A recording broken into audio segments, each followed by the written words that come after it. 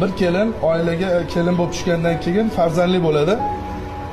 Farzandli bo'lgandan keyin birdaniga kelinning ikki oyog'i ishlamay qoladi. Yotadi. Qarasa, qaynonasi xizmat qilyapti. 3 kun, 4 kun shifo topmagandan keyin bir kun yig'lab, "Oyijon, ruxsat bering. Ota-onamnikiga borib davolanay" deydi. Nimaga desa, xijolat.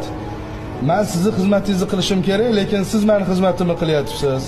Onam qaraydilar menga, bemalol bo'laman sizni oldingizda yotishda xijolatchilik bo'lyapti deganda qaynona aytadiki, "Qizim, siz bizanikiga kelganda sog'lom edingiz. Menga nabira, o'g'limga farzand dunyoga keltirganingizdan keyin shu kasallik orttirdingiz.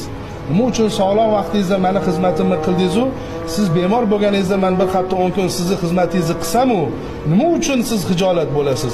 Hargiz men ota-onangizga yubormayman. Men sog'ayguningizcha bolangizga ham, o'zingizga ham qarayman" deb kelinni uyga jo'natmagan. Mana bu adolat, bu islom bu. Endi soppa sog'lom kelinga zulm qilgandan keyin kelin ham xizmat qilishni o'ylab ko'radi. Agar qaynonalar